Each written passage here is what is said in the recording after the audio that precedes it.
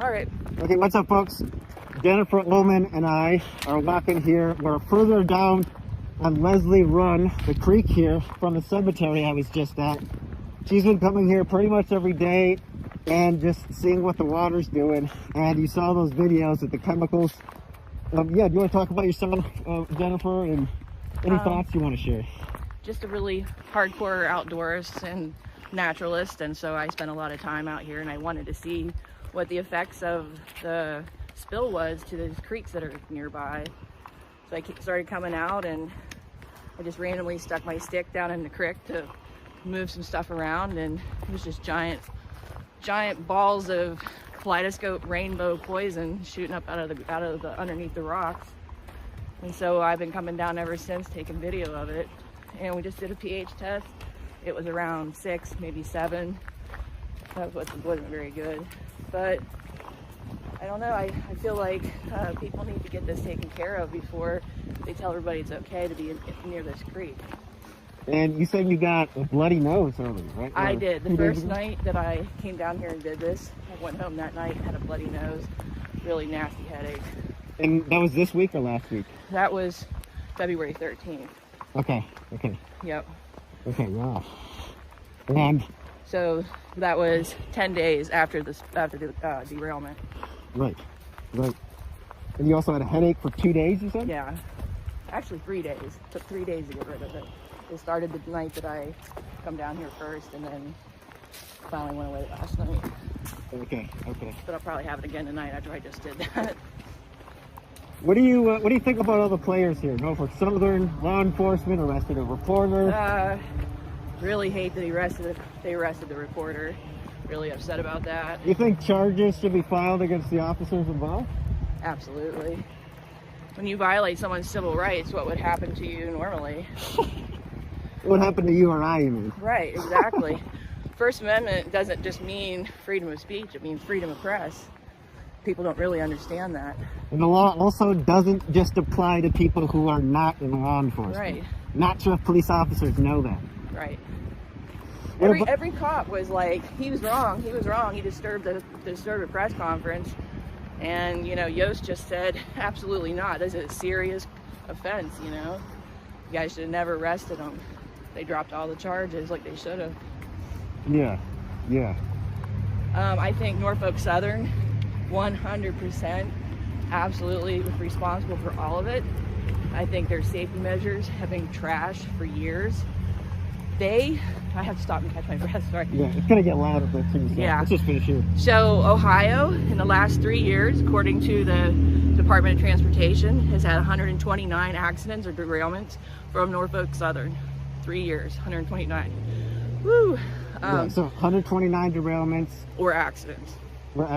And I think this is the only one where there's a huge toxic chemical spill, right? Right. And then Pennsylvania has had 128. Oh, wow. In 3 years. Oh, wow. Okay. Georgia, which is their home state, had 145. Yeah, they're based in Atlanta. Right. Yep. They're also funding Cop City down there. Norfolk Southern is? Yes. Really? Yes. That's amazing. You're referring to the training ground in Atlanta where I think Antifa camped out briefly. Yes. And they got in a shootout. I think one person was killed, actually. Yes. That's where they're funding that. Amazing. Norfolk Southern is sponsoring that. Yes. Georgia base sponsoring Georgia law enforcement. Yep. Anywhere that on the East Coast, pretty much, if it's a Norfolk Southern state that they run through, they're the #1 in accidents and derailments. Right. Almost everyone. I've been pulling up the Department of Transportation stuff for weeks now. So. And CTEH, do you know much about them? The Center for Toxicology and Environmental Health.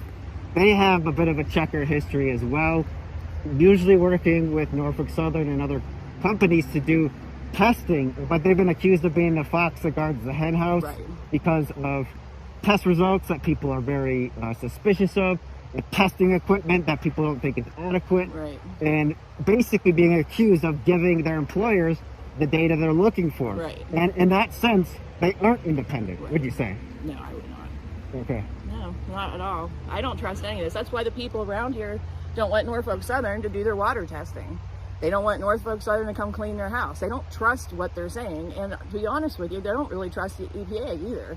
because the EPA is not giving them the same advice that they feel like is the best advice. Like they're telling them the water is okay, but yet here we are and we can see it's not. We got the Department of Health, the head of the Department of Health telling everybody that, well, you know, if you're having headaches, you could have been exposed to gas fumes, or you could have been exposed to wood fire or cigarettes. That could cause headaches. That was the biggest gaslighting I've ever seen in my entire life. Pun intended. Absolutely. It has been nothing but gaslighting from him, telling everybody you don't have those symptoms. If you do, it didn't come from the train wreck, and everything's just fine because the air quality is fine. And that was from the EPA, you said? That right there was the director of the Department of Health, the guy that's been the head of COVID all this time, the last 2 years. Or whatever. Federally? In Ohio. In your state, like the state of Ohio, yeah, okay. In the press conferences, he wears the white shirt with the bow tie. Yep, I saw him last night.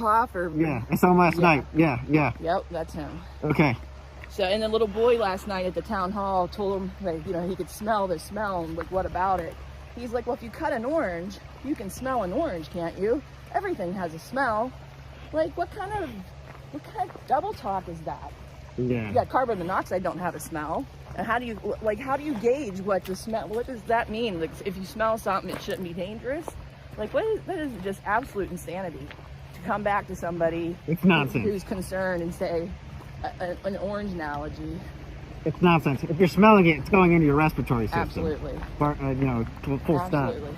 Look, any other thoughts you want to share, Jennifer? We're going to try to get you on some other stations here and share your story out. I just feel like Norfolk Southern better get ready to take care of these people. And they better think about seriously taking some different safety measures, because people aren't going to put up with this again. If it happens again, it's going to be twice as bad. You know, they didn't go to the town hall meeting last night. Correct. They were too scared to go. Correct. What did that tell you?